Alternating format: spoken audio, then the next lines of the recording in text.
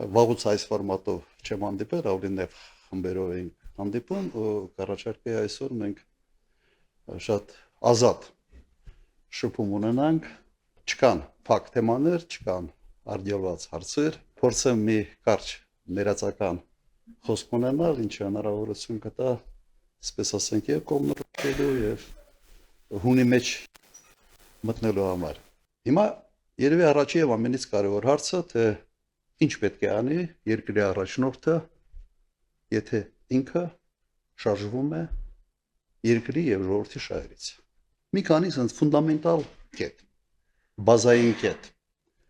Առաջինը պիտի ամրապնդի եւ ամենից կարևորը երկրի պետականություն։ Չէ՞ սա է։ Սա նույնն է, որ մի ընկերության տնօրեն պետք է մտածի այդ ընկերության մասին եւ այլ։ Հիմա ինչ է նշանակում ամրացնել պետականություն։ Առաջի հերթին անվտանգություն, իսկ անվտանգությունը դա բանակն է եւ ռազմաքաղաքական դաշնակիցներ, պայմանագրեր, երկրորդը դա ազգային ինքնության ամրապնդում, ազգային ինքնությունը դա պետականության հենասյուներից մեկն է։ Կան բազմաթիվ երկրներ, որտեղ բավական պրոբլեմային է հաստատել ազգային ինքնություն կապված տարբեր էթնոսների հետ եւ այլ, Հայաստանը այդ խնդրը չունի իսկապես։ Հայաստանում հնարավոր է ունենալ, ամրացնել այնպիսի ինքնություն, որը ուղղակի հնարավոր չի որևէ կերպ ջարդել։ Երրորդը դա տնտեսությունն է եւ տնտեսությունը պետք է լինի ներառական եւ դրա հիմքում պետք է լինի բարենպաստ ներդրումային միջավայր։ Նայեք նույնիսկ Միացյալ Նահանգների պես երկրի նախագահ, օրինակ Տրամպը, բոլոր հանդիպումների ժամանակ խոսում է Միացյալ Նահանգներում ներդրումների մասին։ Եվրոպացիներին ճնշելով ստիպեց, որ հսկայական գումարների խոստում տան, մոտ 600-700 միլիարդ դոլարի չափ։ Նույնիսկ Սաուդյան Արաբիայի հակաշարժի հետ խոսալուց մոտ 1 տրիլիոն դոլարի ներդրումային խոստում ստացավ։ Միացյալ Նահանգները պատկերացրեք ինչ պետք է անի Հայաստանը այդպիսի միջավայր ձևավորելու համար։ Հաջորդ կարևոր բաղադրիչը դա ներքին կայունությունն է։ Իսկ ներքին կայունությունը ուղղակի հնարավորություն է տալիս կոնսոլիդացնել հանրության, այսպես էներգիան, հանրության հնարավորությունները, ներուժը պետական նպատակների հասնելու համար։ Սենց մի քանի սենց կարևոր բաղադրիչներ ես ուղղակի ձեզ տվերկեցի։ Հիմա իմ մոտ հարց է առաջանում։ Իսկ ինչ է արվում այսօր Հայաստանում այդ կարևոր բաղադրիչների վերաբերյալ։ Անվտանգությունը ուղղակի քայքայում են բանակը արդեն ենթադրաբար քայքայել են ռազմաքաղաքական դաշնակցությունը։ Երկրորդ ինչ արվում ազգային ինքնությանը դուք տեսնում եք։ Հարձակվել են այդ ինքնության 3 ամենից կարևոր բաղադրիչների վրա։ Եկեղեցի, պատմություն եւ սիմվոլներ։ Պատմությունը իրական Հայաստան, պատմական Հայաստան, այդ անիմաստ անհասկանալի հակադրությունը եւ մյուս կոմպոնենտները չմանրանան։ Տնտեսական զարգացումը։ Երևի Հայաստանը առաջի երկիրն է, երբ տնտեսությունը զարգանում է, բայց աղքատությունը չի իջնում։ Ուրեմն ներառական չի։ Ներդրումային միջավայրը ուղղակի քայքայվել է։ Ինչ արվում Բաշիր ցանցերի հետ, ինչ է արվել Քաջարյանի հետ, պետական ռեկետը համատարած է, հատկապես խոշոր մեծ բիզնեսների նկատմամբ։ Սա այն իրավիճակն է, որը ունենք, եւ հաջորդ կարևորագույն բաղադրիչը դա ներքին կայունությունն է, վստահությունն է ժողովրդի կառավարության եւ ընդհանրապես ժողովրդի միջեւ, վստահության մակարդակի բարձրացումը։ Ինչ է արվում Հայաստանում։ Քայքայվում է հակադրելով բոլորի, նույնիսկ եկեղեցում ենթադրյալ կուսակրոնությունը հաղթած, այսպես ասենք, սրբազաններին հակադրում են նույն ձևով ենթադրյալ կուսակրոնությունը հաղթած սրբազաններին։ Նույնիսկ այդ միկրո, այսպես հակադրության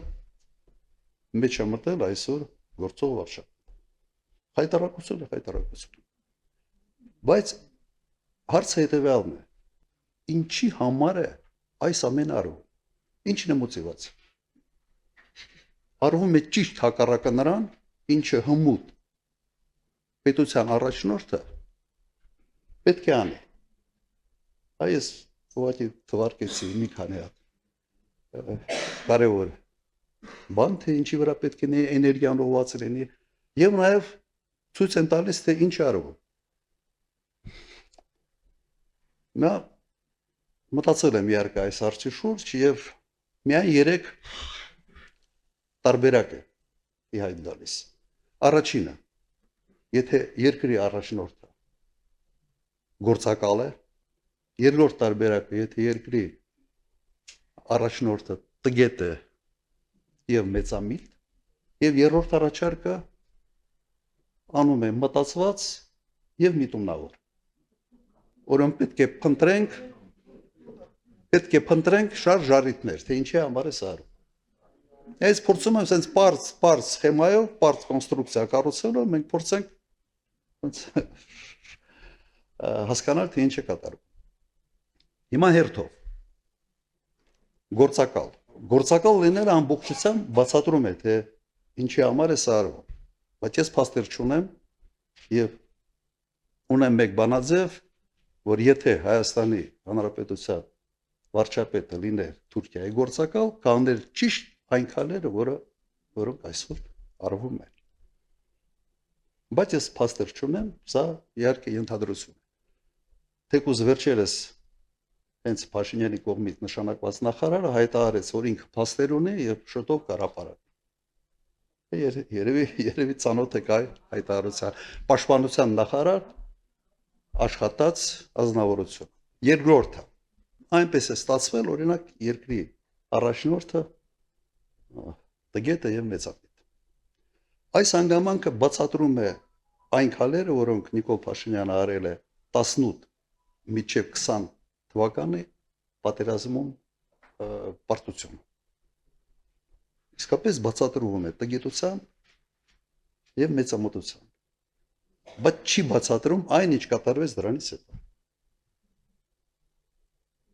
Եվ երրորդ տարբերակը արվում է միտումնավոր, պլանավորված եւ փորձենք վերլուծել արդեն այս երրորդ տարբերակը։ Նայեք, ես պետք է ասեմ, որ լինում են դեպքեր, հաճախ չեն լինում, շատ քիչ են լինում, երբ երկրի առաջնորդի ազնական շահերը չեն համընկնում կամ հակադրվում են երկրի իրական շահերին։ Պատմությունը գիտի նման դեպքեր։ Հիմա փորձենք հասկանալ, միգուցե հենց այս դեպքն է այսօր Հայաստանի Հանրապետությունում։ Ես բերեմ մի քանի օրինակ, որոնք ակնհայտ ցույց են տալիս, որ երկրի առաջնորդը պատրաստ է ի հակադրվելով երկրի շահերին առաջ մղել իր ազնական շահերը։ Առաջինը 44 օրյա պատերազմի ժամանակ հոկտեմբերի 18 առաջարկը կանգնեցնել պատերազմը, որը մերժվեց վարչապետի կողմից։ Երկրի շահերից է բխում անկասկած օր առաջ կանգնեցնել այդ պատերազմը։ Պատերազմը չի կանգնեցրել մեկ պատճառով, որ իրեն դավաճան չասեն։ Երկրորդ դեպքը անմիջապես պարտվելուց հետո երկրի շահերից է բխում, որ պարտված ղեկավարը հրաժարական տա, հնարավորություն տա, պես մաքրվել է պարտությունից եւ նոր առաջնորդ փորձի վերանորոգել այն խնդիրները, որոնք ծանրացել են երկրի վրա պարտության հետ կապված։ Չի արել։ Արդյունքում ազնվեց Գորիս Կապան ճանապարհը, Շորնուխի կեսը եւ այլ չթվարկեմ։ Եվ այս շարքը ես կարող եմ շարունակել։ Օրինակ, երբ ճանաչվեց Պրահայում Արցախ-Ադրբեջանի կազմում, բխում էր դա Հայաստանի շերտի չեն բխում։ Հիմա փորձենք հասկանալ, ինչի է այս քայլերը արվում։ Օրինակ, պատերազմից հետո կամ միգուցե շարք շարունակեմ, որից հետո ավելի հասկանալի կլինի։ Օրինակ, ինչի սկսեց Նիկոլ Փաշինյանը բանակցել Ալիևի հետ առանց միջնորդների։ Միջներ թույլ կողմը, պարտվող կողմը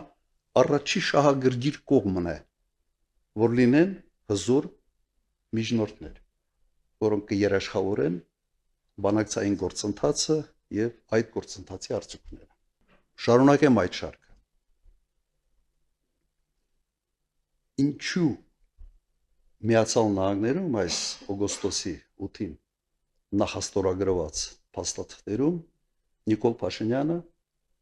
որևէ կերպ չփորձել բանակցել խաղաղության հաստատման եւ ամրապնդման միջազգային երաշխիքների խնդիրը։ Նույնիսկ փորձ չի արվել, ես համոզված եմ, որ փորձի պարագայում հնարավոր էր դրան հասնել։ Հիմա փորձենք հասկանալ ինչն է միացնում այս բոլոր կետերը։ Մեկ բան։ Նիկոլ Փաշինյանին ձեռնտու է մի իրավիճակ, երբ Հայաստանը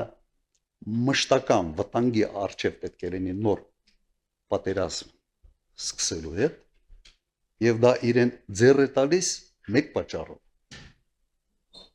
Խաղաղությունը ուղիղ կապվի իր անձի հետ, իր անվան հետ, այլ ոչ թե ամուր միջազգային երաշխիքների հետ։ Իրեն ուղղակի պետք էր օդի ջրի պես, որ ժողովուրդը այնպիսի սարսափ եւ վախ ունենան եւ անդադար լինի այդ սարսափը եւ վախը, որ քվեարկությունների ժամանակ ասեն սա իսկապես պատոհաս է երկրի համար, բայց լավ ասա լինի կամ պատերազմ։ Սա դասական այն օրինակն է, երբ երկրի եւ ժողովրդի շահերը ուղղակի հակասության մեջ են երկրի առաջնորդի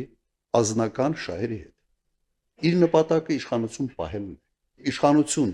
պահելը պայմանավորված է, թե ինչ չափի սարսափ պետք է լինի մեր ընտրողների մոտ, որ հենց կիրառվի այդ բանաձևը, լավ այս պատոհասը լինի ազգակործան, քան լինի նոր պատերազմ։ Սա այս պարզ տրամաբանական շղթան բերում է այս եզրակացության։ Հետևաբար, օգտագործեմ ոչ իմ այսպես տերմինները, այսօր Նիկոլ Փաշինյանը թոք է Հայաստանի Հանրապետության վզին եւ այդ թոքից պետք է ազատվել։ Սա կրկնեմ, փորձեցի շատ պարզ sense տրամաբանական շղթան կառուցել, թե ինչ վիճակում ենք մենք հայտնվել։ Ունիկալ վիճակ է։ Եվ ամբողջ հույսը կրկնեմ նրա վրա է, որ միամիտ քաղաքացին իսկապես այսպիսի վերլուծություններ չանելով հերթական անգամ մտածի sense երկու ճարիքից, որի հետևից է ինքը գնում։ Մեր առաջարկը եւ մեր մոտեցումը հետեւյալն է. պետական շահերը առաջի տեղում, ժողովրդի շահերը առաջի տեղում եւ երբեք որևէ առաջնորդ չպետք է իր շահերը որևէ կերպ գերադասի ժողովրդի եւ պետականության շահերը։ Այլ կերպ ոքի չի կարող լինել, այլ կերպ նշանակում է մեկ բան. մենք կործանում ենք մեր հայրենիքը։ Ինչի Լևոն Տեր-Պետրոսյանին չդատեցիք, երբ որ դուք եկաք իշխանության։ Այն ժամանակ մոտեցումս հետևյալն էր. նայենք առաջ, խնդիրները բազմաթիվ են, չփորձենք sense նախկինների դատելով, նախկինների հետևից ընկնելով ամբողջ օրակարգը ձևավորել դրա շուրջ։ Որտե իսկապես, եթե հիշում եք 97-8 թվականները Հայաստանի բյուջեն եղել է ընդամենը $300 միլիոն։ Երևանում 3 փողոց էր լուսավորված, բենզիններ ծախում էին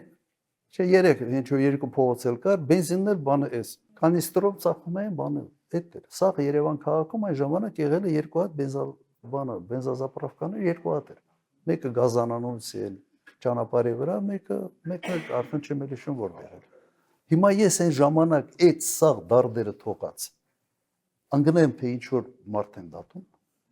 Հիմա Նիկոլ Փաշինյանը գնացել այդ ճանապարհով։ Ես համոզված եմ մենք կթունավորեինք ուղղակի մթնոլորտը։ Եվ այն նպատակը, այն մարտահրավերները, որը իմ առջև այն ժամանակ կաղնած էր, հաստատ ես պետք է շեղվեի ամբողջությամբ այդ թեմաների մեջ։ Ես գիտեմ, որ կա Հայաստանում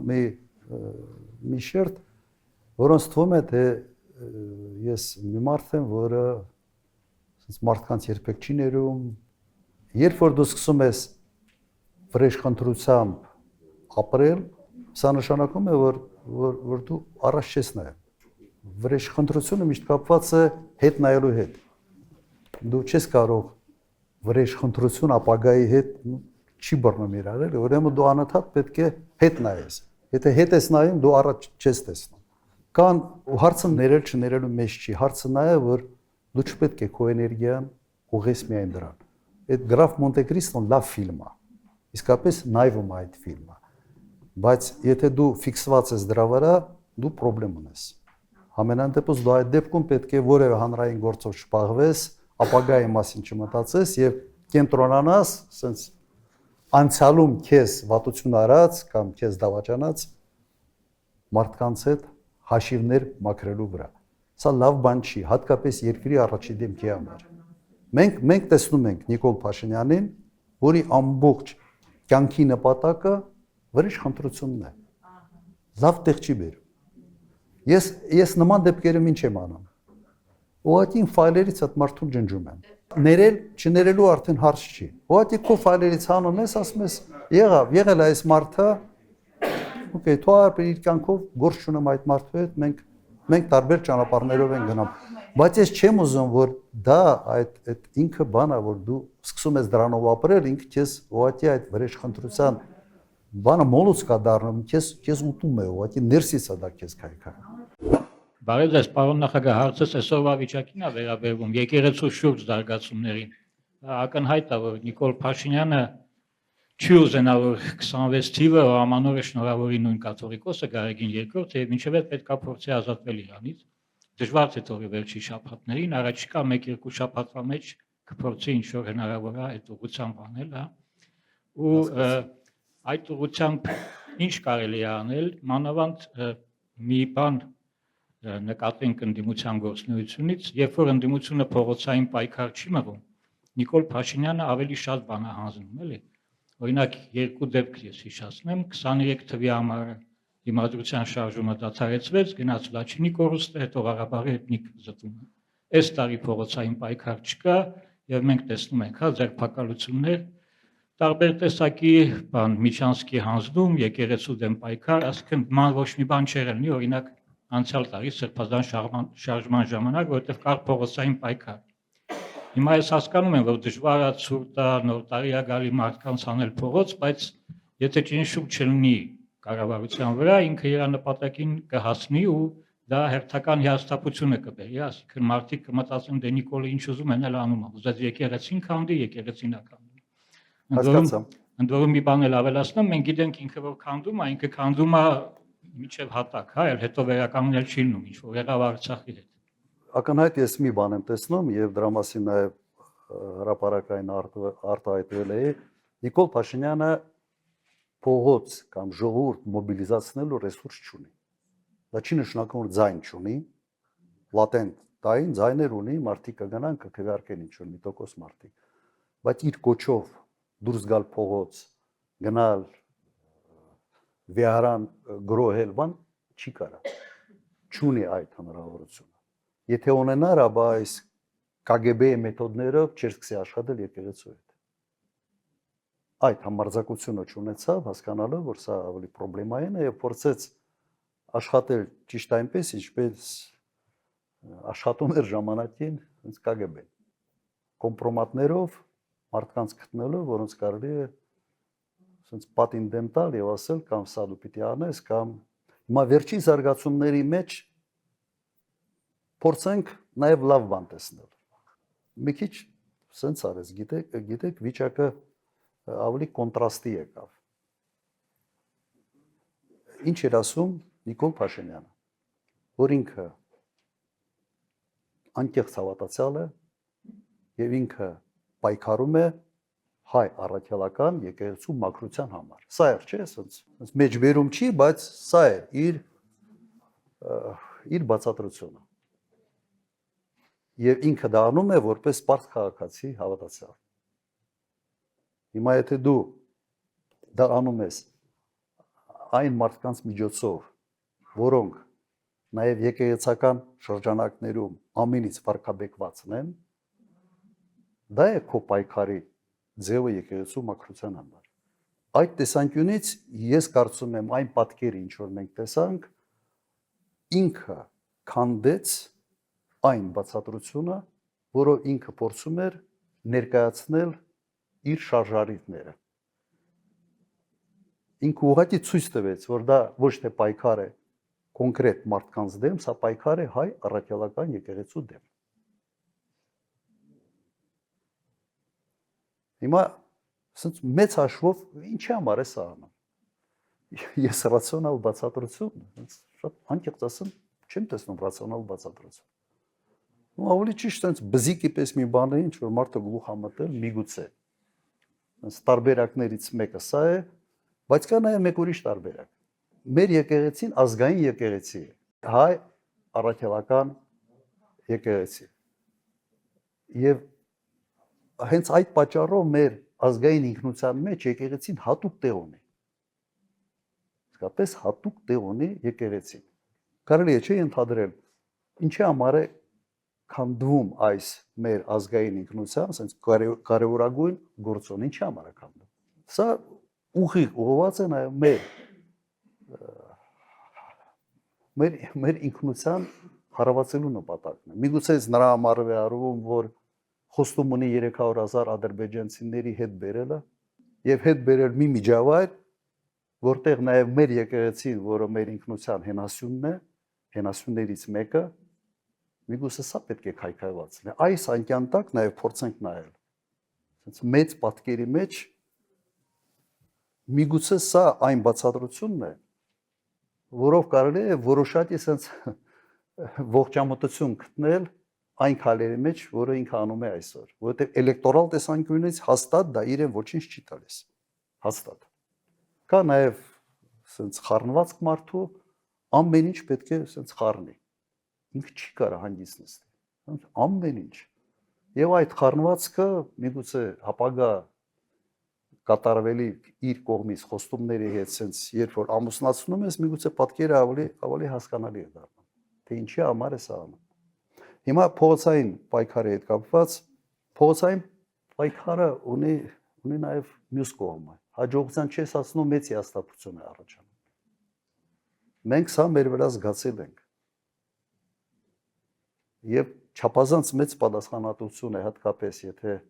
օրինակ 1 տարի կամ 6 ամիս հետո ընտրություն պետք է լինի մտնել այդ process-ի մեջ անհաջողության պարագայում մենք լրջագույն խնդրեմ ենք ունենալու ընտրությունների ժամանակ։ Սա իսկապես խնդիր է։ Բարև ձեզ պարոն նախագահ, շնորհակալություն ձեզ նման ընձեռնված հնարավորության համար։ Ձեզ որպես ֆինանսիստ մի հարց ունեմ ձեզ, որը ինձ շատ անհանգստացնում է։ Այսօրվա տնտեսվարողի կարգավիճակը, հարկային օրենսդրությունը, մեր ներկայիս իշխանությունները միայն մի լավ բառ են սովորել աննախադեպ հարկեր են հավաքում, աննախադեպ ինչ-որ ծախսեր են անում, աննախադեպ աղքատություն են նվազեցրել, բայց չկա այդ ցուցանիշը իրականում։ Եվ ուզում եմ հասկանամ, որ տնտեսական աճը գոյություն ունի, բայց աղքատության նվազում իրականում գոյություն չունի։ Ուր են գնում են հարկերը, որոնք արդեն զանգի միջոցով են հավաքագրում, ուր են գնում այդ հարկերը եւ ինչու դա իրականում այն տնտեսության վրա չի ծախսվում, որից սնվում են շատ մեծ մասի բնակչությունը, որոնք ցածր մակարդակից ներքև են։ Մի հարցել եմ ուզում ձեզ տամ, որ ինձ շատ անհանգստացնում է։ Դուք ասեցիք մեր ինքնության հաստատման վերաբերյալ, որը շատ կարևոր է։ Ես մի միտք է իմ գլխում միշտ պտտվում, ուզում եմ հասկանամ ինչքանով է դա իրականանալի եւ ինչ եք մտածում դուք դրա մասին։ Եթե մենք ունենանք պետականություն եւ մեր ինքնության հաստատող որևիցե կոդեքս, որը դա պաշտպանվի պետականորեն եւ օրենքով, որպեսզի չկարողանա ամեն մեկը իր տեղից վեր կենալով դրան շեղվի կամ գոնե ունենա պատժվելու ինչ որ մի բան, որը մեր ինքնությանը հակառակվում է։ Նայեք, այսօրվա տնտեսական աճը մեծապես կախված է Ռուսաստանի նկատմամբ կիրառված պատժամիջոցներով։ Սա է։ Եվ ես չեմ պատկերացնում օրինակ 7 կամ 8% տնտեսական աճ, որը չպետք է զուգորդվի աղքատության առնվազն 3% անկման հետ։ Սա ուղղակի բնական է։ Իմ փորձին սա է հուշում։ Իմ ժամանակ մենք միջին տնտեսական աճը ունեցել ենք 10.5% տարեկան։ 10 տարվա ընթացքում միջին աճ։ Եվ 10 տարվա ընթացքում աղքատությունը 56%-ից իջել է մինչև 25%։ Տնտեսական աճը զուգորդվում է աղքատության նվազման հետ։ Եթե դա չի զուգորդվում, ուրեմն տնտեսական աճը կամ նկարած է, կամ այդ աճի բարիքներից օգտվում են շատ նեղ շրջանակներ։ Հիմա էլ այդ հնարավորությունը կա կրիպտայի մեջ մտնել, կրիպտավալյուտայի մեջ եւ ուղղակի հետքերը կորցնել։ Այդ հնարավորությունը նաեւ կա։ Հիմա հիմիկվա տնտեսական աճը ինքը յուրահատուկ է նաեւ նրանով, որ ինքը սպեկուլատիվ բնույթ է կրում։ Նայեք, մենք հանկարծ դարել ենք մեր մոտ առաջի հարկատուն դարել է մի ընկերություն, որը հեռախոսներ է ծախում։ Եթե ուղղակի թվերը նայեք, ստացվելու է, որ Հայաստանում ամբողջ բնակչությունը ներառյալ նորացիներին տարեկան մի 5 հատ հեռախոս են փոխում։ Իրականում սա է։ Եւ այս տնտեսական աճը իհարկե չի կարող նաեւ այն էֆեկտը ունենալ աղքատության նվազմանը, ինքը փուչիկ ասած փուչիկ աճ է։ Շատ նեղ շրջանակներ են այդ աճից օգտվում։ Հիմա մեթոդաբանությունն են փոխել, աղքատությունը իբրև նվազել է։ Չի նվազել, ասեմ, 10 տարում 56%-ից աղքատությունը հասցրել են 25-ի, հիմա մոտ 8 տարում աղքատությունը ոնց ընդունել են, այդպեսին էլ մնացել։ Սա նշանակում է նաև ներառական լինելու հանգամանքի բացակայությունը։ Իմիջիալուս դա այն բառն է, որ այս իշխանությունը առաջի տարիներին ամեն շաբաթ երևի մի 100 անգամ ասում է։ Ներառական տնտեսություն, չէ, ներառական տնտեսություն, ինկլյուզիվնես, ասենց ասեմ։ Չկա։ Երբ որ դու ունենում ես իրական տնտեսական աճ, դու պարտքային բեռը չես մեծացնում։ 1 միլիարդ ամեն տարի պարտք է ավելացնում Հայաստանի Հանրապետությունը։ Ինչի համար։ Ես որ ընդունել եմ իշխանությունը, պարտքը եղել է մեր համախառն ներքին արդյունքի 46% էր կազմում։ Ես հանձնել եմ իշխանությունը մոտ 13-15%։ Կարող է թվերը մի քիչ սխալվեն, մի քիչ կարող է սխալվեն, ուղղակի լավ չեմ հիշում։ Հիմա սրանք ընդունել են պարտքը 6 քանի միլիարդ դոլար, հիմա ընդհանուր պարտքը դարել է մոտ 14 միլիարդ։ Նույնիսկ եթե միայն այդ տարեկան այդ միլիարդը արդյունավետ դնեին տնտեսության մեջ, տնտեսականը ավելի մեծ պիտի լիներ։ Ուրեմն այդ գումարները ուղղակի մսխվում են կամ նկարում են, բայց պարտքը չեն նկարում, պարտքը իրական պարտք է։ Մնացած թվերը նկարում են ինչ որ ձևի արդարանալու համար։ Սա է իրական պատկերը, ես համամիտ եմ այն նաև գնահատականի հետ, որը դուք տվել եք։ 380,000 թոշակառուներ, որոնց ըստ էության թոշակների մասով նույնիսկ ինդեքսացիա չի արվել։ Մի քանի անգամ ասել են թոշակներ են բարձրացնում, մի քանի հազար դրամով, բայց ինֆլյացիայի ավելի ցածր, քան ինֆլյացիան 2%-ով։ Ուրեմն թվերը պաշտոնական հետևյալներ, մոտ 26% ինֆլյացիա ա եղել, այս ընթացքում 22%-ով միջին կենսաթոշակն է ավելացել։ Հիմա նայեք, հարցը ինչի մեջ է, երբ որ դու ինֆլյացիայի մասով ավելացնում ես թոշակը, դրա անունը թոշակ ավելացում չի, դրա անունը ինդեքսացիա է։ Ուրեմն դա այն է, ինչ դու պարտավոր ես անել։ Հիմա այդ ինչ որ պարտավոր են անել, ներկայացնում է որպես թոշակի ավելացում, ինչ լավություն արեցի։ Եվ եթե դուք համեմատեք այդ նույն ընթացքում, քանի տոկոսով է աճել պետական պաշտոնյաների աշխատավարձերը, նո ֆանտաստիկայի ժանրից է։ Ֆանտաստիկայի ժանրից։ Այդպիսի անհամաչափություն բյուջետային ռեսուրսների ծախսման տեսանկյունից ուղղակի ինձ ծանոթ չի, հայտնի չի ինձ։ Ինչ վերաբերում է ինքնության, ես չգիտեմ այդպիսի օրենք հնարավոր է ընդունել թե չէ, բայց ինքնությունը մենք իսկապես ունենք մեծ պոտենցիալ ինքնությունը դարձնել sense առանցքային մի գործոն Հայաստանում։ Ես մի պարզ օրինակ բերեմ, օրինակ եվրոպական պետություն Բելգիան, հաջողված պետություն է, չէ՞, զարգացած պետություն է։ Բայց Բելգիայի որպես պետություն, բելգիացու ինքնությունը շատ ավելի թույլ է, քան ռեգիոնալ ինքնությունները։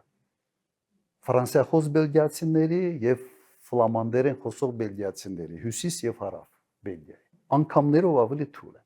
Արդյունքում վերջի երևի մի 15-20 տարում միջին կառավարության կյանքը 1.5 տարի է։ Ամեն 1.5 տարի կառավարությունները փոխվում են։ Ինքնությունը չափազանց կարևոր է ներքին կայունության համար։ Իսկ ներքին կայունությունը սա նշանակում է, որ այս ազգը հնարավորություն ունի կարող է ռեսուրսները ուղղել կարևոր նպատակներին։ Օրինակ նույն Սինգապուրի օրինակը 3 տարբեր ազգություններից բաղկացած մեկ քաղաք էր, բայց Լի Քուան Յու կարողացել է ստեղծել այս սինգապուրցու ինքնությունը, ոչ թե չինացու ինքնություն, հնդիկի ինքնություն։ Եթե երկրի առաջի դեմքը սա չի հասկանում, ուրեմն ինքը այդ ինչի վրա նստած է, ինքը այդ ֆունդամենտը ուղղակի որից քանդում ամեն օր։ Ես կոնկրետ Բելգիա օրինակը բերեցի։ 1.5 տարի է միջին կյանքը կառավարության։ Եւ հիմնական պատճառը դա այդ ինքնության թույլ հանգամանքն է, որը էթնիկական sense արմատներ ունի, բայց այնուամենայնիվ ինքը այսպիսի արդյունքների է բերում։ Դրա համար ընդունում եմ, որ խնդիրը լուծման կարիք ունի, բայց սա լավ չեմ պատկերացնում, սա օրենսդրորեն միգուցե հնարավոր է։ Պատրաստ եմ քննարկել այս հարցը եւ մտածել այս ուղղությամբ։ Ես հատուկ Բելգիա օրինակը բերեցի, կարամ լիք ուրիշ օրինակներ բերեմ։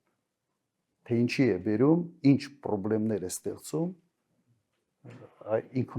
ինքնության կոդի բացակայությունը կամ թուլությունը։ Առողջես բարոն նախագահ, հարցս հետևյալն է։ 2026 թվականի իշխանափոխությունից հետո, որ իշխանափոխություն լինելու է, ես դրանում անձամբ վստահ եմ։ Հաշվի առնելով նոյեմբերի 9-ի փաստաթուղթը, հնարավորություն կա եւս մեկ անգամ անդրադառնալ Արցախ եւ Լաչինի հարցի շուրջ այս վիճակում։ Նայեք, ով էր մտածում օրինակ 5-6 տարի նույնիսկ առաջ կամ 10 տարի առաջ, որ Ուկրաինայում կարող է այսպիսի պատերազմ լինի,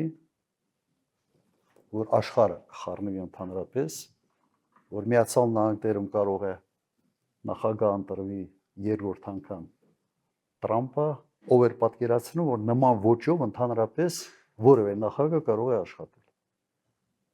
Հիմա աշխարհը մտել է մի բավական անկայուն ժամանակահատված,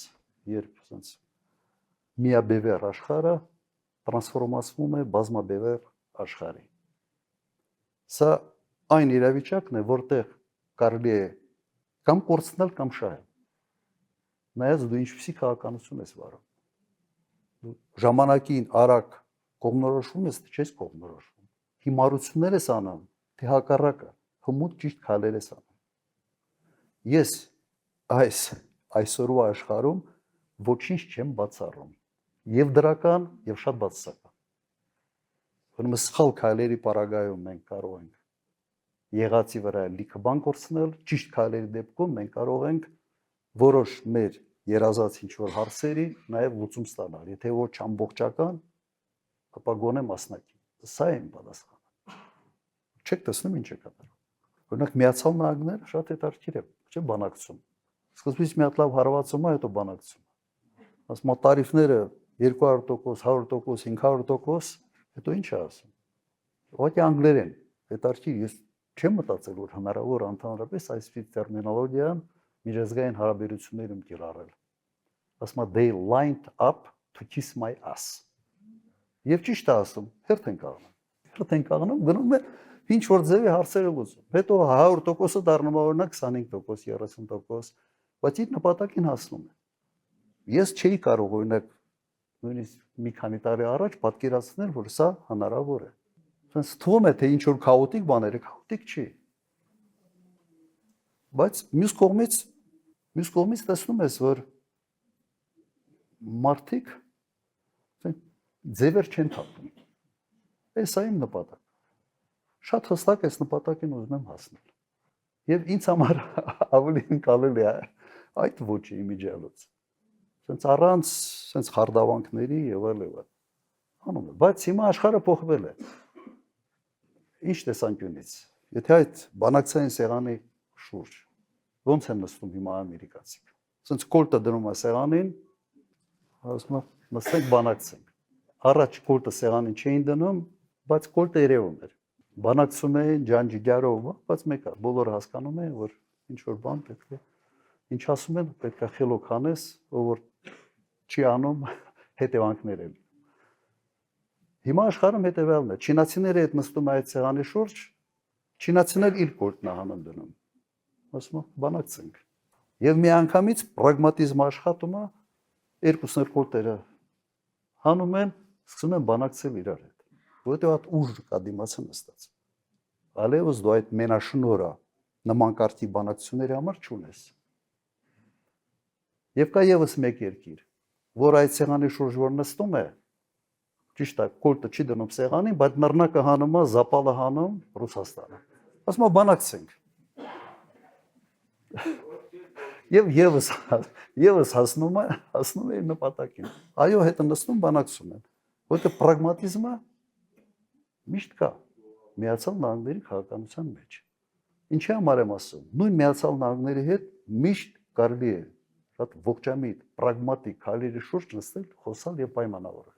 Ուրիշ հարց է, թե դու սենց այնպիսի վիճակում ես, որ քեզ չի հետաքրքրում քո երկրի շահերը։ Քո համար Տրամպի հետ նկարվելը արդեն մի մեծ բան է, էլի։ Դարակազմիկ մի իրադարձություն է։ Դու գնում ես նկարում, դրա դիմաց քո երկրի շահեր, ուղղակի տալիս ես, մի նկարի դիմաց։ Ահա դուք հիմար չեք, լավ։ Հարցս այսպեսին է 2026 թվականի ընտրություններում ձեր հաղթանակի դեպքում արդյոք դուք պատրաստվում եք հետ վերադարձնել նախագահական կամ կիսանախագահականի մոդել։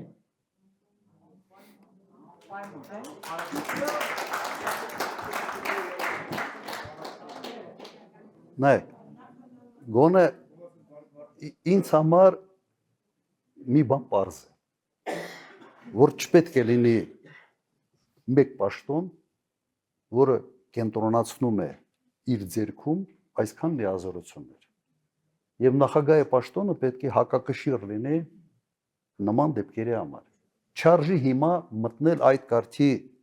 sense խորը բանակցությունների մեջ, որովհետև տարբեր քաղաքական միավորներ կարող է տարբեր պատկերացումներ ունեն եւ սա այն դեպքը չի, որ այս թեման դառնա sense առաջնային քննարկման թեմա, բայց քանի որ ինձանից հարցնում եք, ես համարում եմ, որ այո, համարում եմ, որ նախագահը պետք է ունենա, կարող է լինել կիսանախագահական, կիսախորհրդարանական, բայց նախագահը պետք է հակակշռելու հնարավորություն ունենա։ Դատական համակարգը որևէ կապ չպետք է ունենա գործադիր իշխանության հետ։ Սա ուղղակի մի խայտարակություն է այն ամենը, ինչ կատարում է դատական համակարգում։ այո պետք է անպայման գնալ որոշակի փոփոխությունների։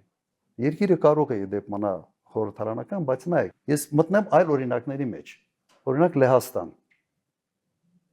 խորհրդարանական երկիր է, բայց նախագահը ընտրվում է ժողովրդի կողմից։ Ընտրվելով ժողովրդի կողմից լուրջ հակակշիռ է ինքը դառնում կառավարությանը, եթե իրենք տարբեր քաղաքական թևերից են։ Չեխիա նույնն է։ Եվ Արևելյան Եվրոպայի երկրների մեծ մասը, բացի 1-2 երկրից, հենց այդ մոդելն են կիրառում։ Եվ հետևաբար, եթե օրինակ կառավարությունը համահանում է, ընտրություններն շեղված են իրարից, ուրեմն ընթացքում ժողովուրդը հնարավորություն ունի ընտրելու մի նախագահի, որը հակակշիռ է դառնում կառավարությանը։ Եվ մենք այդպիսի օրինակներ արդեն բազմաթիվ ունենք։ Նույն վիճակն է Ռումինիայում, ժողովրդի կողմից է ընտրվում նախագահ։ Այդպիսի մենք այս դասը արդեն ունենալով քաղելով, մենք պետք է այս հետևությունները անենք։ Ես ժամանակին այս համանadrության դեմ եմ արտահայտվել։ Համանadrությանը ծանոթանալով ես այս բոլոր վտանգները տեսել եմ։ Այն ժամանակ ասում են սուպեր վարչապետություն եւ այլն, տեսանք սուպեր վարչապետության հետևանքները։ Բայց փաստի հետ առնչվելով մենք պետք է հասկանանք, որ ինչ որ բաներ այո պետք է հետ պատտացնենք։ Առնվազն նախագահը ոչ թե այն խորհրդարանով պետք է ընտրվի, նույն խորհրդարանը ընտրում է վարչապետին, նույն խորհրդարանը ընտրում է նախագահին, նույն խորհրդարանը ընտրում է BDԽ-ը, նույն խորհրդարանը ընտրում է Սա բան է, աբսուրդի բան է։ Ուրեմն դու պիտի ենթադրես, որ խորհրդարանում ոչ մի կուսակցություն չպետք է 51% ունենա, անընդհատ պետք է ինչ-որ կոալիցիաներ լինեն, գոնե այդ կոալիցիաները իրար հետ ինչ-որ իրար հակակշռեն։ Բայց եթե այդպես չի, ուրեմն գոնե պետք է ունենաս այլ զսպող ինստիտուտ, որը ունի առաջնային մանդատ զսպելու գործադիր իշխանության։ Բարև ձեզ, պարոն մեծարգո նախագահ, հարցս հետևյալն է։ Օրերս նոր ստեղծված կուսակցություններից մեկի ուրեմն առաջնորդ Արման Թաթոյանը ոչ էր անում ուրեմն նախկին նախագահներին չմասնակցել 26-ի ընտրություններին, որպեսզի հնարավոր լինի հաղթել Փաշինյանին։ Հարցս հետևյալն է, ուրեմն այն մարդիկ, ովքեր իրենց հետևից չունեն գնացող անգամ 10 հոգի իրենց հավատարիմ մարդ, ինչ իրավունքով են այդ հայտարարությունները անում եւ այստեղ եւս մեկ կարեւոր փաստ ֆիքսենք, հա։ Երրորդ նախագահան հստակ հայտարարել է, որ ինքը հավակնություն չունի մասնակցելու 26 թվականի ընտրություններին։ Այդ քայլով ինչպես է գնահատում այդ հայտարարությունը, որով կոնկրետ թիրախավորված է ձեր անձը, այլ ոչ 3 նախագահ, այսինքն տրվում են 3 նախագահների անունները, բայց հստակ թիրախավորումը ձեր դեմ է ուղղված։ Հասկացա։ Ես արդեն մեծ իմունիտետ ունեմ։ Նման կարգի հայտարարությունների նկատմամբ ընդհանրապես եթե չեմ սխալվում, ես վերջերս նաև արտահայտվել եմ սրա վերաբերյալ, ինչ է նշանակում կուսակցության ղեկավարը, երբ հայտարարում է, որ ինքը չի մասնակցելու ընտրությունների։ Եթե իր կուսակցությունը մասնակցում է, ուրեմն ինքն էլ է մասնակցում։ Այն ինչ ասում է Արման Թաթոյանը, նշանակում է, որ ոչ ՀԱԿ-ը պիտի մասնակցի, որտեղ ՀԱԿ-ի առաջնորդը Տեր-Պետրոսյանն, ոչ հանրապետականը պիտի մասնակցի։ Նո աբսուրդ է։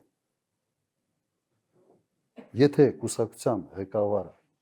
անձամբ ինքը ցուցակ չի մտնում, բայց կուսակցությունը մասնակցում է ընտրություններին, ուրեմն այդ մարդիկ փաստացի այո մասնակցում են ընտրություններին։ Բայց ես ավելի բացահայտ եմ մասնակցել եւ հնարավոր է նաեւ վերջնական որոշումը չունենք ֆորմատների, բայց մեծ հավանականությամբ նաեւ կմասնակցեմ։ Հիմա ինչ է ուզում Արման Թաթոյանը։ Ես չգիտեմ։ Ոնց որ ասել եմ, միշտ փորձում եմ ռացիոնալ բան գտնել։ Երբ որ ասում եմ ռացիոնալ, չի նշանակում լավ կամ վատ։ Նշանակում է մի որոշում, որը որոշակի մոտիվացիաներ է արտահայտում, որոնք կարելի է հաշվարկել, ուղղակի տեսնել կամ չտեսնել։ Կա մի խոսույթ նախկինների ու ներկաների, որը հիմնական զենքերից մեկն էր Նիկոլ Փաշինյանի մոտ։ 18 թվականից հիշում եք նախկին դա հասարակությունը բաժանելու, իրար թշնամացնելու գործիքակազմ էր։ Ակնհայտ է նաև, որ այս գործիքը այսօր շատ ավելի թույլ է, շատ ավելի։ Ամենից մեծ բացասական վարկանիշը այսօր բոլոր հարցումները ունի Նիկոլ Փաշինյանը ու չվերականգնվող վարկանիշը։ Հարց է առաջանում. ինչ նպատակով են այդ խոսույթը բերում քննարկման օրակարգ։ Երբ որ վերջի մոտ 2 տարվա ընթացքում ինքը ԿՊ-ն ու Նիկոլ Փաշինյանը սա մեծ էնտուզիազմով չի անում։ Ավելի շատ իներցիայով են այս թեման քննարկում, ես այդ եռանդը չեմ տեսնում, որովհետև եռանդը դրել են ուրիշ թեմաների մեջ, հասկանալով, որ սա այն ազդեցություն այլևս չունի։ Կարծում եմ, ստե մոտիվացիան ևս շատ պարզ է։ Մարդկանց թվում է, թե դրանով իրենք կարող են մեր ձայներից ինչ որ մի մասը վերցնել։ Լավ, օքեյ, լավ, 2% տարար, հետո դրա համար ես եւս պետք է գամ ինչ որ տարբերակների։ Մեկը սա է, ուղղակի մտածում եմ մի աղմկոտ հայտարարություն անի, այդ հայտարարության հետևանքով նաև իր վրա հարձակվեն, այսպես ասենք, դրանով ուշադրություն ինքը ասենց իր անունը ավելի ճանաչելի դարձնի եւ այլը, այս բացատրությունները սրանք են։ Բայց ես այստեղ եւս չեմ տեսնում ողջամտություն, իսկապես չեմ տեսնում, որովհետեւ չեմ հասկանում եւ չեմ տեսնում, որ սա ինչ որ լավ բան է բերելու։ Իր նկատմամբ մի վերաբերմունքս միշտ լավ էր, ինձ համար վերև անսպասելի էր այս թեմայի քննարկումը իր կողմից, ընդհանրապես անսպասելի է։ Որովհետև այս վերջի մի քանի տարվա ընթացքում ընդհանրապես իր ձենը չենք էլ լսել։ Եվ հանկարծ հայտնվում է այս խոսույթով։ Ես չգիտեմ, բայց իմ մոտ իհարկե եւս կասկածներ է առաջանում, թե արդյոք նպատակը ազնիվ է, որովհետև այն հիմնավորումները, որը ինքը փորձում է բերել, հոգի չի աշխատում։ Այդ ճանապարհը ինքը դեստրուկտիվ ճանապարհ է։ Մեր ընդհանուր ասենք ձայների հանրագումարը պետք է ավելի մեծ լինի, քան ԿՊ-ինը։ Եթե արդյունքում մի ձայները, կոպիտ ասած, այս գրպանից տեղափոխվեն մյուս գրպան, բան չի փոխվելու։ Ինչ ենք շահում, ով է ինչ շահում։ Եթե խնդիրը նա է, որ մեր ձայների հաշվին հայտնել ազգային ժողովում, հայտնվեցի, բայց դու լրացուցիչ ներդրում չես բերում դրանով իշխանափոխության համար։ Եթե նպատակը իսկապես դա է, այստեղ մոտ եւս կասկածներ է առաջանում, թե նպատակը իսկապես դա է։ Պարոն նախագահ, բարև ձեզ։ Ես ուզում եմ ձեզանից հարցնեմ, ինչու չստացվեց ընդունվի Արցախը Հայաստանի կազմի մեջ։ Եվ երկրորդ հարց, դուք դառնում եք նախագահ, ես չեմ էլ կասկածում։ Մենք մնալու ենք բազմաբևեր, թե ինչ որ մի ուղղություն ենք վերցնելու, Զապադ Եվրոպա или Ռոսիա, թե լինելու ենք նույն ձևի բազմաբևերն ենք մնալու։ Նայեք, Կիևստում քննարկվում էր հենց Արցախը Հայաստանին միացնելու տարբերակը, դա էր սեղանի վրա եւ շատ մոտ էինք այդ տարբերակին։ Բայց մենք միակողմանի չէինք հրճակում, որովհետեւ այդ հրճակելը կնշանակեր մեկ բան. բանակցային գործընթացի ձախողում եւ պատերազմ հրահրելու առիթ։ Այս կազուս բելի կոչեցյալ։ Եվ նայեք, եւ մենք այդ բանակցությունները ես չեմ կասկածում, որ արդյունքում մենք կբերեինք մեր ցանկացած տարբերակին։ Ավելի ասենց պարզ ասեմ, մենք կոնցեպտը հետեւյալն էր. անվտանգային համակարգերը ունենալ միասնական, ասենց երկու պետություն, մեկ բանակ ըստ էության, երկու պետություն, մեկ անվտանգային համակարգ։ Եվ բանակցել եւ արդեն ժամանակի մեջ այդ խնդրի լուծումը տալ եւ նման օրինակներ կար, եթե դուք նայեք օրինակ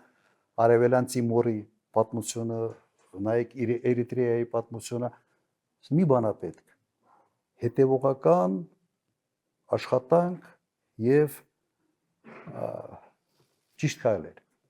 Հիմա ինչ է արել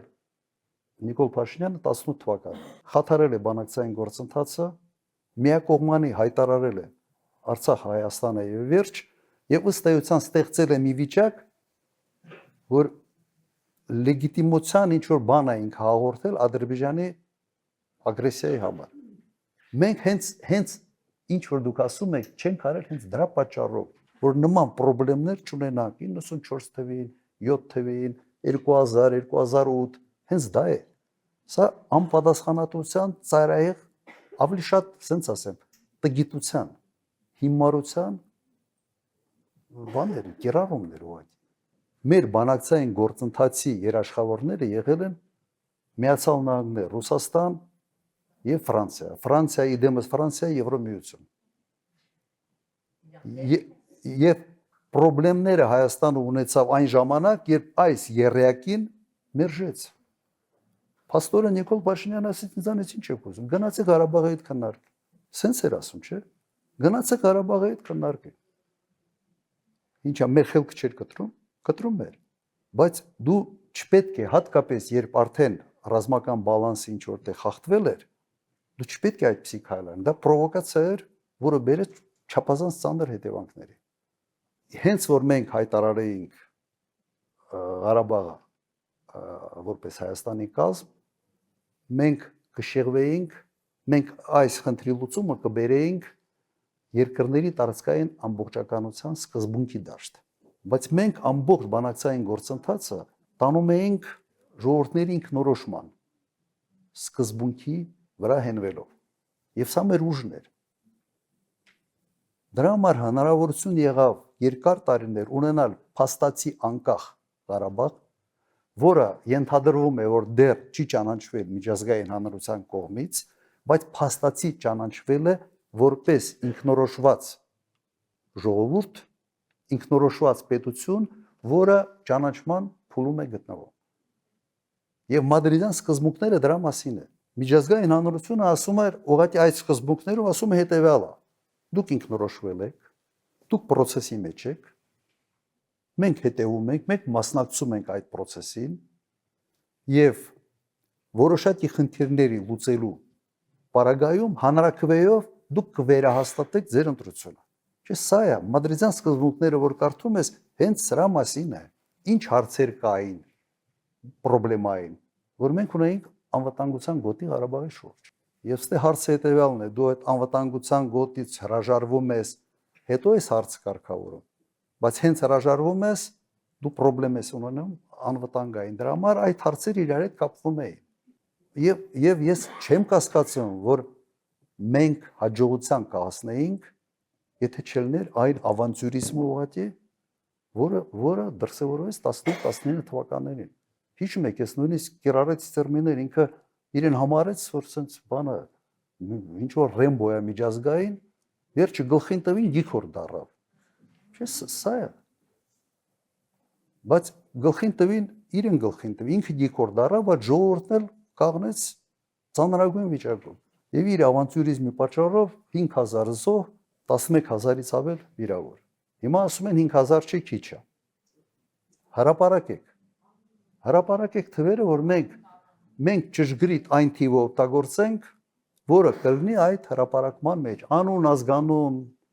ով է զոհվածը, որ գյուղից է, որ քաղաքից է։ Ձեր երկրորդ հարցը հետևյալն է, չէ՞, մնագավեկտորն է։ Ընդհանրապես փոքր պետությունների համար անվտանգային հարցը երևի համար մեկ հարցն է, բայց նաև փոքր պետությունը չի կարող իզոլացվել եւ ասել ես մենակ եմ, ոչ մեկի հետ գործ չունեմ։ Ուրեմն այստեղ պետք է իսկապես կիրառվի այն մոդելը, որը բավական երկար ժամանակ ինքը հաջողված մոդել էր։ Մենք պետք է մեր անվտանգային խնդիրները լուծենք ռազմաքաղաքական դաշինքներով, ռազմաքաղաքական գործընկերության նաև միջոցով, բայց հարաբերվել եւ կոնկրետ լավ հարաբերություններ ունենալ ամբողջ աշխարհի հետ եւ այդպես ենք անում։ Եվ այդ մոդելը ոչ մեկի մոտ խնդիրներ չէր առաջացնում։ Նույնիսկ Միացյալ Նահանգները բավական sense մեղմ են վերաբերվում մեր հարաբերությունների նկատմամբ Իրանի հետ։ Լրջագույն սանկցիաների պարագայում մենք Իրանի հետ ունեինք փայլուն հարաբերություններ, էներգետիկ ոլորտում ծրագրեր ենք իրականացնում եւ երբևէ Միացյալ Նահանգների կողմից որևէ պատժամիջոցների չենք ենթարկվել, որովհետեւ մենք հիմնավորում ենք, թե ինչի ենք մենք սա անում։ Ես տեսնում եմ այդ կոմպլեմենտար քաղաքականության կիրառումը նաեւ ապագայում։ Եվ երբեք նաեւ մեր այս քաղաքականությունը լարվածություն չէր ստեղծում Ռուսաստանի հետ հարաբերությունները, որովհետեւ մենք ակեղծ էինք։ Մենք ասում ենք այս ոլորտում մենք միասին ենք, բայց սա չի նշանակում, որ դու ուրիշների հետ չպետք է հարաբերություններ ունենաս։ Այդ ձևով սև ու սպիտակի այդ հարաբերությունները չի վերածվել երբեք։ Մենք փայլուն հարաբերություններ ենք ունեցել Եվրոմիության հետ եւ շատ լավ հարաբերություններ ենք ունեցել Միացյալ Նահանգների հետ։ Եվ իդեպ նաեւ Միացյալ Նահանգների կողմից երևի Իսրայելից հետո երկրորդ երկիրն էինք Միացյալ Նահանգների այդ հումանիտար աջակցության ծրագրերի ծավալով։ Սա ինչ որ բան ասում էր, չէ՞։ Մենք նաև ներգրաված ենք եղել հազարամյակների մարտահրավերներ ծրագրի մեջ։ Սա ինչ է նշանակում։ Կա այդ հնարավորությունը, հմտություն է պետք։ Իսկ եթե դու քեզ գժի տեղ ես դնում ինչ որ բաների համար, վերջում ստանում ես այն, ինչ ստացել ենք։ Վերջը գժի տեղ դնելու համար կամ պիտի այնքան թափ ունեն ասելի, որ սա ասեն ես գժի հետ գործ չունենք։ Հերո մի քիչ մտածենք, եթե թափը չունենք, դու այն վեր ասում ես, ասենց իքի բիր բանով ասենց քեզ գժի տեղը դնում, մեկն էլ գլխի տալով, հիմա ինչ։ Արտաքին պարտքի, պետական պարտքի հետ կապված էր կառավարման շրջանի, որտեղ տարբեր թվեր եմ լսել ես 700 միլիոն, միլիարդ 200 միլիոնի կարգի մի քանի հակասական թվեր կան։ Անկախ ամեն ինչից, երբ որ նայում ենք 26 թվականին Հայաստանը արդեն պետք է սպասարկման համար վճարի ավելի շատ գումար, քան եղել է 98-2008 ամբողջ պետական պարտքը։ Այ եթե կարողանաք ճշգրիտ թիվը ասեք, մեր համար ավելի հեշտ կլինի այս հարցը բարձրացնել, ներկայացնել, ոչ թե հնայի հետ համեմատությամբ։ Նայեք, մոտ 14 միլիարդ դոլար է հիմա դառնում արտաքին պարտքը։ Իմ հիշելով մոտ 400 միլիարդ դրամ արդեն 380 քանի 390 կարող եմ մի քիչ սխալվեմ, միայն արտաքին պարտքի սպասարկման է գնալու հաջորդ տարի։ Դա ավելի շատ է, քան ամբողջ կրթությանը բյուջեում նախատեսված գումարները։ Ավելին, ասենց մտքում մի քիչ դժվար է հաշվել, բայց կրթություն, գիտություն միասին ավելի քիչ է նախատեսված, քան արտաքին պարտքի սպասարկման գումարը։ Հիմա այսպիսի վիճակ է, եւ այո, ճիշտ եք ասում, այդ գումարը մոտ է, հիմա դժվարանամ եմ ասել, քան այն ժամանակ ընդհանրապես ամբողջ պարտքն էր։ Ես տոկոսային հարաբերակցությամբ եմ հիշում, բայց չեմ կարող հիմա զուտ թվեր ասել, բայց սա հսկայական թիվ է։ Սա մենք միգուցե օգտագործեմ այս բառը, դա բուրգ է կառուցված։ Եվ այդ բուրգը փլվելու է։ Ենթադրենք միած սցենար նայենք, վաղը մյուս օր Ուկրաինայում պատերազմը, եթե կաղնի, օրինակ, եթե բանկային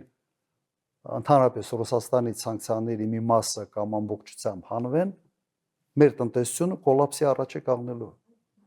Մի հսկայական զանգված, օրինակ Ռուսաստանում հայկական քարտեր են բացել, ներդրումներ են արել, հաշիվներ են բացել մեր բանկային համակարգում, որ կարողանան նաև իրենց ծախսերը, իրենց ճամփորդությունների ժամանակ անել։ Այդ ամբողջը փլվելու է։ Մեր բանկային համակարգի այս գերշահույթները ամբողջությամբ կապված են այս հանգամանքի մեջ։ Լիքը բիզնեսներ անգամներով ավելի մեծ ցուցանիշներ են այսօր ցուցադրում մեկ պատճառով սանկցիաների շրջանցելու այս տարբերակը։ Հիմա դուք պատկերացրեք, վիճակ փոխվեց, կոպիտ ասած, լիք երկրներ կա, որ այս պատերազմի չցանկանալով, բայց շահառու են դարել բիզնեսներ նաև։ Եվ ոչ միայն Հայաստանը։ Դուք նայեք առևտուրը ինչքան աճել Қырғызստանի հետ, Ղազախստանի հետ, այնց բազմաթիվ երկրներ, հատկապես նրանք, ովքեր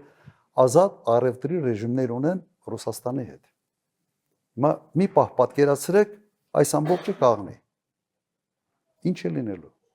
Եվ նման պարագայում պարտքը, այդ պարտքը արտաքին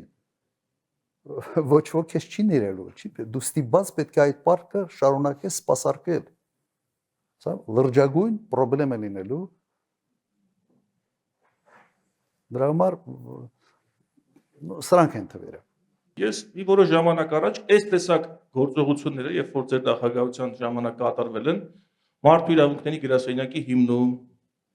հեռուստատեսության եւ ռադիոյի հանձնաժողովի ստեղծում, երաստիճան դատական համակարգ,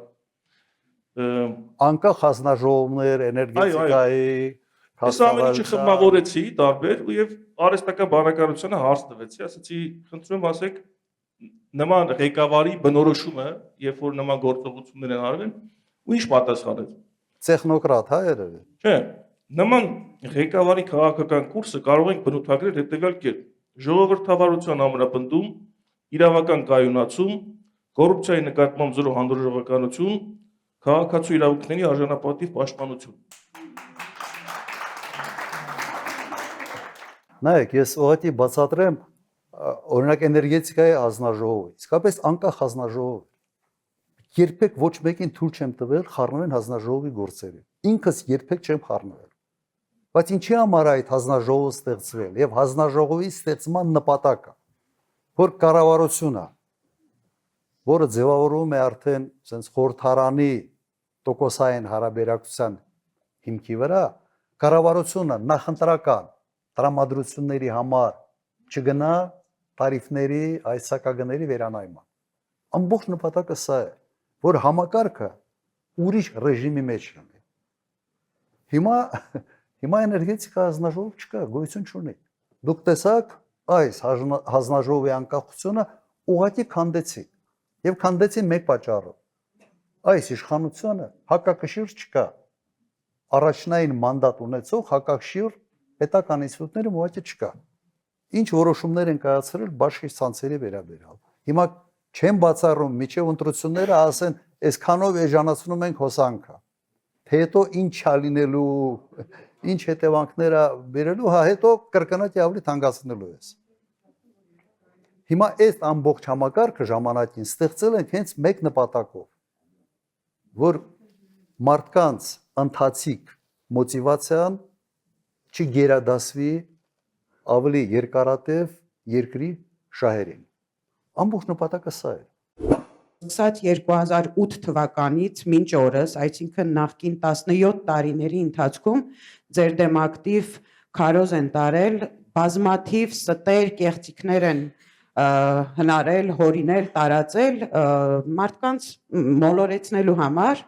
Իհարկե մենք վերջի տարիներին փաստերով, տեսանյութերով, գրառումներով, հոդվածներով դրա դեմը առնում ենք, դուք ձեր ասուլիսների ժամանակ եք դրանից խոսում, հերքում հերթով իրականությունը պատմում, բայց կա մի բան, որ մինչև օրս ներկայիս իշխանությունները շատ ակտիվ շրջանառության մեջ են պահում, այսպես կոչված այդ գործարքը գույք պարտքի դիմաց, իբրև թե դուք Հայաստանին պատկանող կարևորագույն կառույցները գույքը տվել եք Ռուսաստանին, դուք դրա մասին էլ եք խոսել, բացատրել, բայց շատ կխնդրեմ այսօր եւս մեկ անգամ դրան անդրադառնաք, որպեսզի այս տեղեկատվական փողուբոհի մեջ, հատկապես նախընտրական փուլում, մենք ավելի հստակ ու ընդգրկուն պատկեր ունենանք այդ իշխանական կեղծիքներին հակադարձելու համար։ Շատ շնորհակալություն։ Նայեք, մի պահ իմ պատկերացումը այնպեսին էր, որ թեման արդեն անցել է, մեռած թեմա է, ոչ մեկին դա չի հետաքրքրում, բայց բարբերաբար ինչ որ փորձում են վերակենդանացնել։ Դենց մի քանի թեմա կա, սա այն թեմաներն են, որոնց վերաբերյալ նաև բացատրություն տվել եմ, արտահայտվել եմ երևի մի 100 անգամ։ Հիմա գույք պարտքի դիմացի վերաբերյալ ես ընդունում եմ, որ նաև ճիշտ եք ասում, գալիս է նախընտրական ժամանակահատված, էլի փորձում են ենթադրում են վերակենդանացնել։ Գործարքի իմաստը ինչ էր։ Մենք ունեինք $100 միլիոն պարտք, որը ժամանակին գոյացել է ատոմակայանի ռուսական կողմի վերականգնման հետ ծախսեր էին։ Տարբեր ինչ-որ ծախսեր էր, ես հիմա իմ ժամանակը չէր, ես չեմ կարող սա գնահատել, բայց ֆիքսված գումարը սա էր, մոտ $100 միլիոն։ Այդ պարտքը կամ պետք է մարեինք քաշով Եվ ընդհանրապես բյուջեն այն ժամանակ եղել է 300 միլիոն դոլար։ Հետո սկսեց աճել եւ ավարտեցինք մոտ 2.5 միլիարդով։ Եվ այդ գաղափարը գույք պարտքի դիմաց ծնվեց հենց այդ գործարքը իրականացնելու համար։ Ինչ ենք տվել այդ 100 միլիոնի դիմաց։ Գործարան Մարս, Ռազդանի Փշեկը, հինը առանցին երրորդ բլոկի եւ 3 գիտահետազոտական ինստիտուտ։ Եվ հիմա ինչ են ասում օրինակ մարդիկ, ասում են Մարս գործարանը, լավագույն գործարաններ եւ այլ։ Ոդի Մարս գործարանը կառուցվել է սովետական միության, այս վերջի գործարաններից մեկն էլ կառուցվել է սովետական միությունը միկրոսխեմաներով սպասարկելու համար։ Այ գոսպլանի բաների մեջ սա էր, ծրագրերի մեջ սա էր։ Մարս գործարանի հիմնական արտադրությունը 1 օր չի աշխատել։ 1 օր կառուցվել է սովետական միության ժամանակ, արդեն սովետական միությունը փլվեց եւ այն ինչի համար կառուցվել է այդ գործարանը, ինչը պիտի սպասարկեր ամբողջ սովետական միությունը, այլևս գոյություն չուներ։ 1 օր չի աշխատել։ Երբ ես այցելել եմ այդ գործարանում աշխատում էին վարչապետի, չեմ սխալվում, աշխատում էին միայն օժանդակ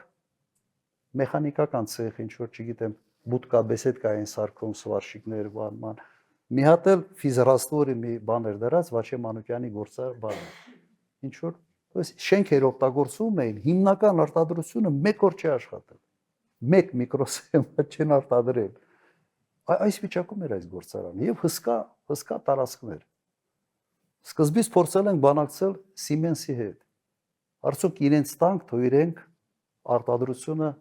կազմակերպեն, ներդրումներ անեն, սեփականության իրավունքով վերցնեն։ Գիտեք ինձ ինչ են ասել։ Պատվիրակությունը գնացել նայել են, ասել են մենք եթե գանք այդ սարքավորումները, որոնք դրած էին, արդեն հնացած են, դրա ժամանակ էր արդեն հնացած էին, եւ դրանից հետո 10 տարի չի աշխատել։ Ասել են ամբողջ ներսը պիտի թափենք, նոր ներդրումներ անենք, որովհետեւ այն ժամանակ այդ ոլորտի ակտիվ զարգացումներ գնում եւ շատ արագ էր ամեն ինչ փոխվում։ Եվ բարոյապես էր մաշված արդեն։ Ըստ էության արդեն մենք սկսել ենք այդ գործարանին նայել որպես տարածքներ, որոնք կարելի է ինչ որտեղ օգտագործել։ Սա է։ Ներկայացնում են, որ լավագույն գործարանը, միկրոչիպերի, չգիտեմ, եւ այլ միկրոսխեմաներ բացարձակ սուտ։ Մնացածը գիտահետազոտական ինստիտուտներ, ինչ է գիտահետազոտական ինստիտուտ։ Դա առաջերտին կոլեկտիվն է։ Աշխատող գիտնականներն են։ Եվ օրինակ Մերգերան ինստիտուտը սպասարկում էր սովետական միության ռազմաօդային ուժերը, մաթեմատիկական սպասարկում էր։ Այդ ուժերը չկա է։ Սպասարկման օբյեկտը վերացել է։ Այս վիճակն էր։ Եվ Ռուսաստանին տալով հույս կար, մտածում ենք, որ միգուցե ինչ որ ձև իրենց գաղտնիության բանը հանեն եւ հնարավորություն տան, որ ինստիտուտը կատարի այն գործը, որի համար ինքը ստեղծված էր։ Այստեղ ամեն քայլի մեջ կար ռացիոնալ բացատրություն։ Բայց լավ, սա մի կողմ դնենք, գիտեք, ով է ամենից ակտիվ լոբիստ եղել այս հարցերի գույքը պարտքի դիմաց։ Արամ Սարգսյան ինքը վարչապետ ժամանակ երևի մի 5 անգամ այդ թեմայից խոսում էր։ Հետո պարզում է դառնալա, որ մենք ինքը կոնկրետ գրեթե ամեն հանդիպման ժամանակ ասում էր այս գույքը, բայց ինքը ենթադրում է, որ մի 10-15 բան պիտի տանք միավոր։ Որ մի խայտարակ մի բան էլի։ Հա, հիմա պատկերացրեք այդ վիճակը։ Քանի որ, բայց ես այս թեման մի քիչ ավելանեմ այս թեմայի շուրջ։ Այսքանը ասում են ինչի համար, ասել, որ մենք ռուսական կողմին հանձնել ենք գույքի դիմաց ստրատեգիական նշանակություն ունեցող Հայաստանը ինչ կար չկար։ Հիմա ես ներկայացնեմ եւս մի քիչ այլ անկյան տակ, թե ինչ կարգի ներդրումային ծրագրեր ենք մենք այն ժամանակ իրականացնում Հայաստանում։ Հայաստանի ամենից չալաղաճ օբյեկտը բիզնեսը եղել է Քաջարյանի բենզամոլիբդենային կոմբինատ։ Վաճառվել է գերմանական Քրոնիմետ ընկերության։ Հիմա այս իշխանության օրոք սեփականատերը դարել է ռուս գործարար։ Քրոնիմետ ընկերություններ գնել Քաջարյանի կոմբինատը։ Հաջորդ օդանավակայան ներդրողը եղել է արգենտինացի եւ շատ լավ իսկապես փայլուն օդանավակայան է սարքել, որից հետո թռիչքների քանակը շեշտակի աճել է։ Ես չէի կարողանում sense դժվարությամբ էի համոզում ավստրիական ընկերություններին, չեխական, այն ժամանակ որ սկսեն թռնել Հայաստան, ասում են օդանավակայանը խայտարակություն է։ Հաջորդ առաջի հյուրանոցները սեփականաշնորհվեցին Արմենիա, անի ամերիկյան քաղաքացիներին, հայկական խմբեր էր, իրենք են գնել։ Ինձ նույնիսկ պիտի օգնեք, էլ ինչ բիզնեսներ կար, Երևան հյուրանոցը իտալացիների, հա? Վիոլա ջուրը ֆրանսիացիների, ոնց են խենք որոշել, օրինակ խեմ ես որոշել, որ ճիշտը ֆրանսիացիների հետ աշխատեն։ Համաշխարհային բանկին հարցում ենք արել։ Ջրի կառավարման, այդ խմելու ջրի կառավարման ամենից լավ փորձը որտեղ է։ Ասել են գերմանական կամ ֆրանսիական։ Ժակ Շիրակի հետ հանդիպման ժամանակ հաճախակ ենք մենք շփվում, ես իրեն հարցրեցի։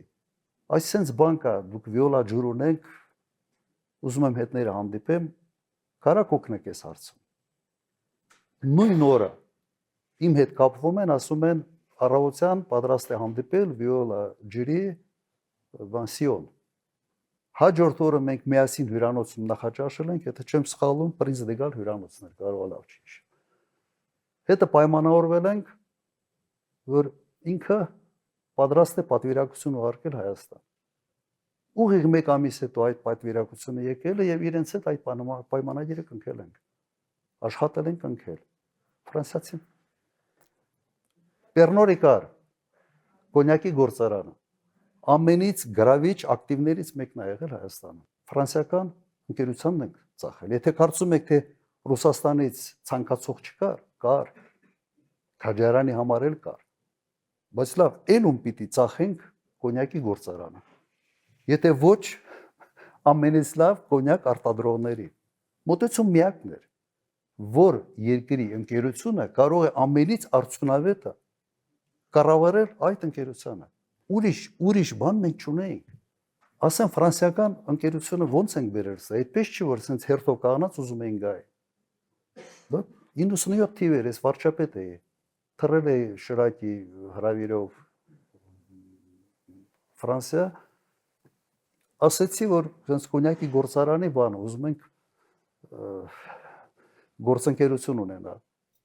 Իր ինքնաթիռը տրամադրելա թռել ենք կոնյակ պրովինս, տեսել եմ այդ գործարանը եւ պայմանավորվել ենք, որ իրենք գան մի հատ ուսումնասիրեն։ Իրենց հետաքրքրությունը շուկաներ, մեր հետաքրքրությունը, որ վերջապես ճիշտ հարաբերություններ որակյալ կոնյակ արտադրել, ճիշտ հարաբերություններ կառուցել վերամշակող գյուղացի հարաբերություններում իրենքն են առաջինը սկսել դա անել, երկարատև կոնտրակտներ, գյուղացուն ֆինանսավորում էին պարատանյութերի համար, տարբեր աշխատանքների համար, ըստ էության վարկավորում էին առանց տոկոսի։ Եվ եւս մի կարևոր հանգամանք այն ժամանակ ֆրանսիացիներին բերենք, որ կոնյակ բառը այս բրենդը օգտագործելու պրոբլեմ մենք չունենանք, կարողանանք շրջանցել։ Բոլոր հարցերն այն ժամանակ լուծում ստացել են։ Այս մոտեցումը սա էր։ Ես ձեզ մի քանի առանցքային ամենից մեծ հետաքրքրություն ներկայացնող բիզնեսները պատմեցի ոնց ենք սեփականաշնորհել։ Ռուսալը այն ժամանակ Ռուսալի հետ ալյումինի գործարանը, որտեղ հիմնական ալյումինի արտադրողը իրենք են։ Մեկ բան կար, մեկ բանաձև կար։ Այն երկրից եւ այն ընկերությունը բերել, որը այդ ոլորտում ունի ամենից լավ փորձը։ Այդպես չէր, որ ռուսները չեն ուզում են։ Գազպրոմ ում պիտի տայինք։ Ռուսական գազն է գալիս, հայրուս գազը տուն հետ պիտի անենք։ Ոչ չեմ գնալու Գազպրոմի ինչ որ բանի ինվեստիցիան ավստրալիացիների հետ անել։ Ու հիմա չենք լավ։ Սկզբունքը սա է։ Եվ բոլոր այդ գործարքները միջալուց ասեմ, այդ գործարքների մեջ մի այդ ձախողված գործարք չկա։ Բաշխիչ ցանցերը ձեր կարծիքով ում ենք սեփականաշնորհել։ Չգիտեք, սեփականաշնորհել ենք բրիտանական ընկերության։ Բրիտանական։ Հետո արդեն այդ բրիտանական ընկերությունը, երբ որ կորուստների դեմ պայքարեց, իսկապես լավ աշխատեցին։ Ծախեցին RAOE-ին ռուսական։ Իրենք են ծախել վաճառ։ Հիմա նայեք, ես ինչ ցանկ եմ վերում, բաշխիչ ցանցեր, բրիտանական, վիոլա ջուր, ֆրանսիական, կոնյակի գործարան, ֆրանսիացիք, հյուրանոցներ, Ամերիկա, Իտալիա, զվարթնոց Արգենտինա, ասենց որ քաջարան գերմանական քրոնիմետ ընկերությունը հայտնի ընկերություն էր։ Եվ ես երբ գնում էի Գերմանիա այցերով, միշտ այդ մարդը կառավարական այդ հանդիպումների ժամանակ գերմանական կողմ իրեն հրավիրում էի։ Եվ այդ մարդը մեզ նաև նվիրեց դեսպանատան շենքը։ Գերմանիայում դեսպանատան շենքը դա քրոնիմետ ընկերության սեփականատերի նվերն էր։ Առանձին ասաբնյակ, ասենց շատ բանը Բերլինի ամենից լավ շրջաններից մեկում։ Զոտի ոսկի հանքը։ Ձեր կարծիքով ում էր սեփականաշնորհվել։ Կանադական մեկ ընկերության, որը այն ժամանակ ոսկու գները շատ ցածր էին, որը աշխատացրեց Զոտի հանքը։ Հիմա Զոտի հանքը պատկանում է ռուսական ընկերության։ Այն ինչ որ արվել է նաև դրսի եվրոպական, կանադական տարբեր երկրների ներդրողների հետ, սրանց իշխանության օրոք, սրանց մի մասը դառան ռուսական սեփականություն։ Հասկանում եք սա, եւ դու այդքանից հետո Ռուսաստանի դեմ այցի քաղաքականություն վարել, Ռուսաստանի աշխարհակաղակական դիրքերը թույլատնելու ուղղությամբ,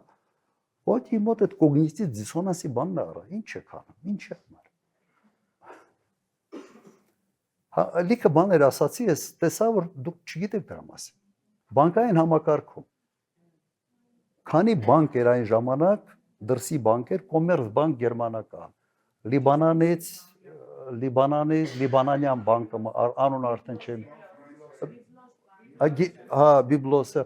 եւ մի շարք բանկեր մտան, քանի ընկերություններ սկսեցին թռնել Հայաստան։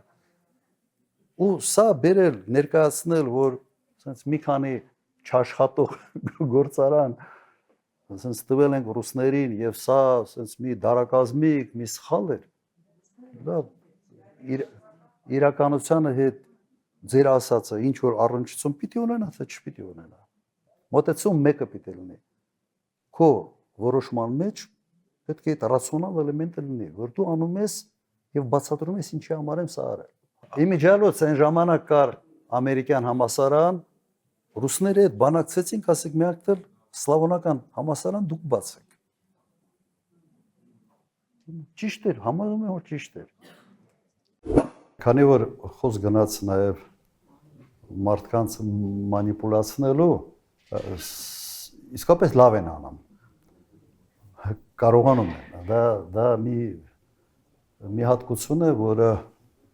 ենթադրում է, որ դու ներսում որոշակի կարմիր գծեր չունես։ Սովորաբար կարմիր գծերը դաստիարակությունից են գալիս, չէ՞, ասում ես ես ոնց խափեմ, որովհետև մեկ շաբաթ հետո կամ մեկ ամիս հետո կամ մեկ տարի հետո վերջը այդ մարդու աչքերին ոնց եմ նայելու, եթե պարզվի, որ ես իրեն խափել եմ։ Հիմա Նիկոլ Փաշինյանը այսի պրոբլեմ չունի։ Եվ սա դառել է իրեն ուժը։ Եվ ինձ համար ամենից մեծ հայտնաբերությունը, գիտեք, նա էր, որ մեր հասարակությունը չափազանց հանդուրժող է ստի նկատմամբ։ Մարդու կարելի է ամեն օր 100 անգամ, 1000 անգամ ստի վրա բռնել, Եվ մարդը դեռ շարունակում է ունենալ ինչ որ այնքանակի բավական լուրջ քանակի կողմնակիցներ։ Ինձ համար սա բան է, սա որոշակի շոկի պես բան է։ Ես երբ որ մի բան ասում եմ, միշտ ասում ես հետևյալը, բա այս մարդիկ մի տարի հետո որ հարցնեն, չես կարող սուտ ասել, որովհետև դու հանրային դաշտում ես գործում եւ հատկապես հիմա ամբողջը ձայնագրված մնում է մարդիկ աչքդ պիտի կողեն եւ դու ամոթից sense գետինը պիտի մտնես։ Այս խնդրեմը այս իշխանությունը չունի։ Եվ ցավոք մեր միջավայրում սա դառել է ուժ, այլ ոչ թե թերություն։ Ես իրենց գիտեք ոնց եմ ասել, իրենց անունը դրել եմ քաղաքական խարդախներ։ Որտեւ խարդախության զոհը միշտ միամիտ մարդն է։ Խարդախ չի կարող խարդախություն անել։ Խարդախության անելու համար ինքը պիտի միամիտ մարդկանց գտնի, խափի եւ մարդիկ կան, որոնք անգամներով մի քանի անգամ կարող խարդախության զոհ լինել։ Խարդախը ջոկում է ով է միամիտ մարդը եւ այդ միամտության վրա այդ մարդու գլխին ինչ որ փորձակներ է բերում։ Հիմա ես ենթադրում եմ, որ մեր հասարակության մոտ այդպիսի միամիտների քանակը ուղղակի տոկոսային հարաբերակցությունը բավական մեծ է։ Եվ իշխանության են հայտնվել մարդիկ, որոնք այդ բարոյական նորմերը չունեն, այդ կարմիր գծերը չունեն, եւ ուղղակի զբաղվում են քաղաքական խարդախությամբ։ Եվ նույն միամիտ մարդիկ sense 1, 2, 3, 4, 5 անընդհատ ընկնում են։ Եվ այդ բառը միշտ, չգիտեմ, օգտագործում թե չէ, բրիտանական մի ասացված կա, ասում է, եթե քեզ մեկը խաբել է մեկ անգամ, ամոթ իրեն։ Եթե երկրորդ անգամ է խաբում, ամոթ քեզ։ Եթե ակնհայտորեն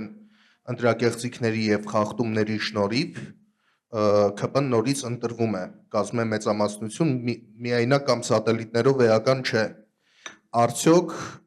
դուք նախատեսում եք նաեւ հնարավորություն չճանաչելու արդյունքները ընտրությունների եւ այդ փողոցային պայքարը շարունակելու ընտրություններից հետո։ Ասացիք, եթե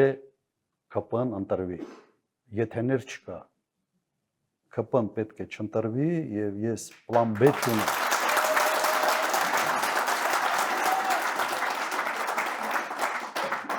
Իսկապես այդ պլան B ես չունեմ ու չեմ էլ ուզում դրա մասին մտածել։ Եթե մենք ճիշտ աշխատենք, ԿՊ-ն վերընտրվելու շանս չունենալու։ Այսօր բոլոր հարցումներով երևում է ուղղակի չունի այն սատելիտը, որը իրենից ինչ որ բան է ներկայացնում, ինքը մենակով չի կարող հավաքել 50% ձայն, շատ ավելի քիչ է, կրկնակի, ավելի քան կրկնակի քիչ վարչական ռեսուրսի կիրառման կարող է հավաքել։ Հիմա դրա համար չմտածենք սրա մասին, ուղղակի վճռական տրամադրվեք։ Եթե սկսում են մտածել մարդիկ, բայ եթե սենց, եթե նենց եւ այլ, միշտ ոնց որ հետին տեղա թողում հետ քայլ անելու։ Չգիտեմ, կյանքում իմ մոտեցում միշտ սա էր։ Մտել ես պայքարի մեջ, նույնիսկ մի նայր հետևից մարդ կա, թե մարդ չկա, դու առաջ գնա։ Հենց դու առաջ ես գնում, հետևից գալու։